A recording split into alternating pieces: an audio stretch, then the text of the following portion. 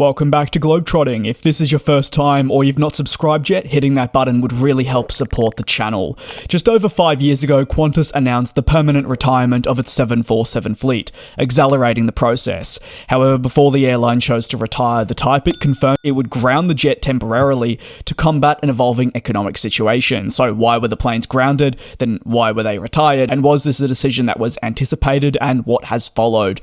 Well, when the height of the pandemic hit, Qantas made the challenging decision to ground 100 of its planes, including a strong focus on jets operating long-haul missions. As part of the grounding, Qantas confirmed it would park the 747 with what many rumoured as some of the last flights for the jet taking off in March.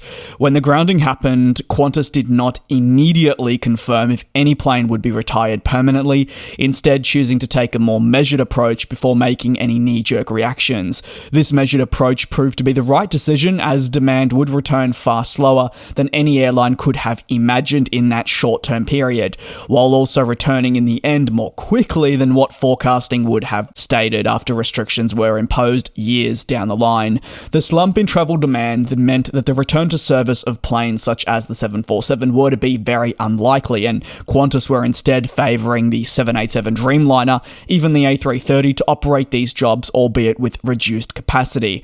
They were not only newer planes, but they came without the massive cost requirements of the Queen of the Skies.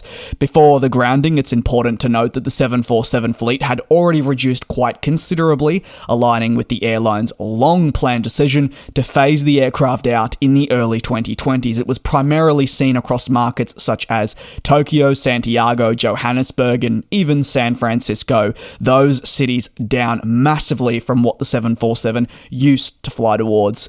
For the retirement to initially occur, aside from the COVID-19 pandemic, there actually needed to be one key thing. That was the arrival of a second batch of 787s, which would replace the Queen. The pandemic, while forcing airlines to rethink their international networks, also presented the chance for many companies to renew their aircraft and therefore transition towards newer planes. However, hindsight would reveal this to be quite a risky approach, with supply chain issues soon arising and throwing a lot of these airlines in a transitional period into a bit of turmoil. On the 22nd of July 2020, Qantas confirmed its decision to bring an end to an era of the 747, with the retirement confirmed. The final 747-400 in the fleet, registered as VHOEJ, departed Sydney in the early part of the afternoon as flight QF747-4, ending a staggering 5 decades of flying the program from Australian shores. The first delivery of the 747 to the Australian carrier occurred in August 1971, when the jet was still a 747-200. That very same jet marked the changing of a guard for the flag carrier as it began to transition towards larger jet-powered planes to develop the international business. However, the 747's retirement was to be expected. Qantas was already in the process of removing the type from its network even before restrictions were imposed. Therefore, when the pandemic arrived, you can understand why serious questions were raised about the future of the business with this aircraft part of it. With travel demand dropping to zero, the carrier accelerated the axing to expedite the transition towards newer planes. At least this is what wanted to happen. I will get into a little bit more the transition later.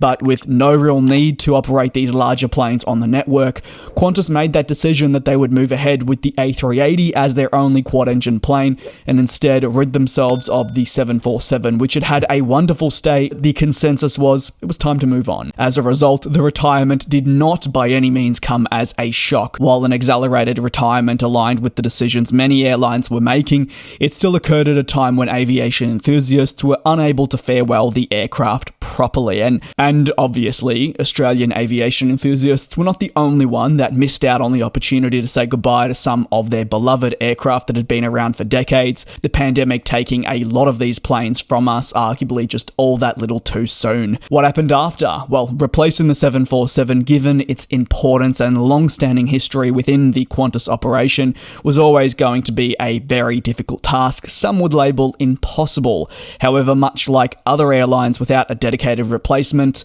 adjustments in the business have been necessary to mitigate the capacity losses experienced, and airlines have had to find other ways to move forward. The 747 was an icon, that is true. The airline had multiple landmark moments in the program's history, such as flying rescue missions, helping helping customers get home during natural disasters and political tensions, while also finding a way to make the 747 just so durable, using the size to the advantage of their network and remaining profitable for the long term. Concerning the airline's requirement to replace the program, well, they've primarily leveraged the next generation capabilities of the 787 Dreamliner to help make this possible. The 787-9 at the moment offers flexibility, a great range and capacity, allowing it to be seen across many major international markets, doing so all the while with massive cost reductions. It's the most appropriate choice, at least for the carrier in its long-haul markets, over older planes.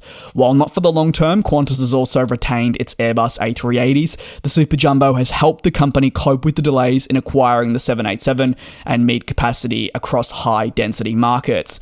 That is what has been so important in terms of moving forward without the 747. Unfortunately, Australian flag carrier Qantas has been hit in the last few years with 787 delivery delays.